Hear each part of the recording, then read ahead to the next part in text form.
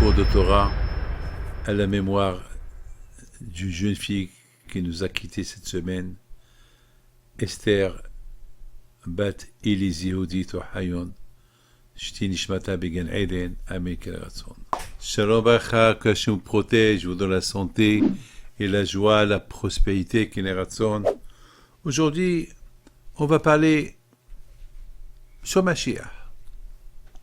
Bien sûr, vous allez me dire, Rabbi David, on nous parle toujours de Mashiach et on ne l'a pas vu. Il y a eu quelqu'un qui a posé une question à Hafetz Haïm. Le Hafetz Haïm, il avait une valise. Toujours cette valise à côté de la porte.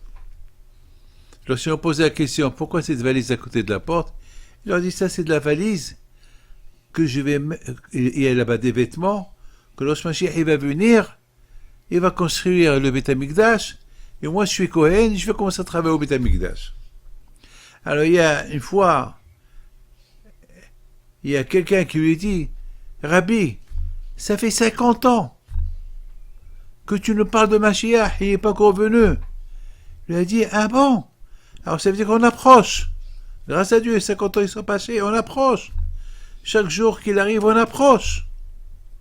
Il ne faut pas dire, lorsqu'on vous parle de Mashiach, ça veut dire qu'aujourd'hui, on approche. Mais celui qui n'approche pas, celui qui ne pense pas à ça, ben, il risque de ne pas le voir un jour. Mon grand-père, mon père, mes grands-parents, ils l'ont entendu, mais ils ne l'ont pas vu. Mais ils vont avoir le zéro de le voir. Mais celui qui ne croit pas, qui ne l'attend pas, il ne le verra jamais. Mes amis, je voudrais vous raconter une belle histoire sur le Hafetz Haïm. Lorsqu'il était jeune, ses enfants ils jouaient à cache-cache. Ses enfants à la maison, cache-cache. Alors la petite, elle s'est bien cachée, très très bien cachée. Ils l'ont cherché de partout, ils ne l'ont pas trouvé. Puisqu'ils n'ont pas trouvé, qu'est-ce qu'ils ont fait? Ben, ils sont partis, ils ont commencé à jouer à un autre jeu.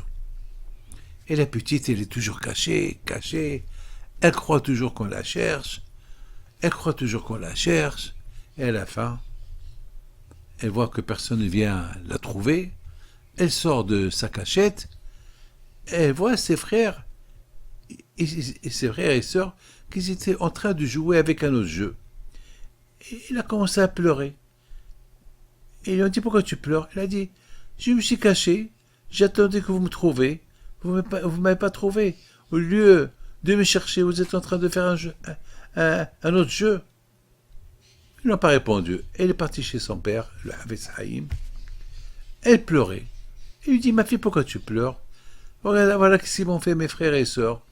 On jouait cache-cache, et pendant qu'on jouait cache-cache, je me suis très très bien caché, et après 1 heure, j'ai vu que personne ne vient me chercher.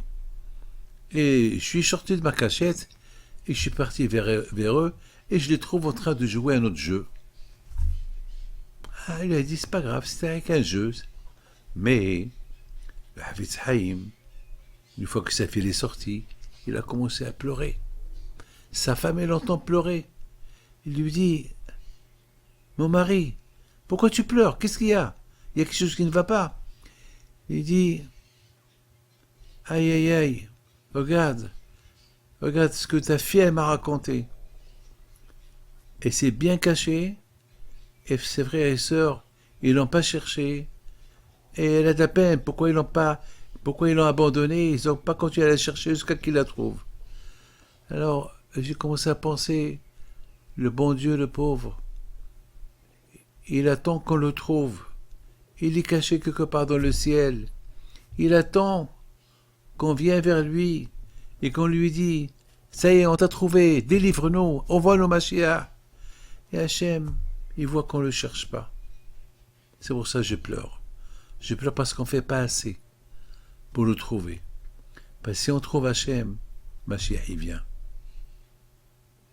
Trouver Hachem, retourner vers lui. Mes amis, il faut savoir une chose, que chacun nous dit, ouais, ouais, je crois, je crois, je crois, je crois, je crois. C'est facile de dire je crois. C'est très facile. Je crois en Mashiach. Tout le monde le dit. Mais le plus important, c'est de le trouver. Il faut vraiment le trouver. Mes amis, vous savez, il y avait une fois un grand rabbin, Rab Nahum de Tchernobyl. Il voyageait et au milieu de la route, il s'est arrêté dans une auberge. Et là-bas, le propriétaire lui dit, tu peux me dire quelque chose, un petite histoire. Et alors il lui pose une question.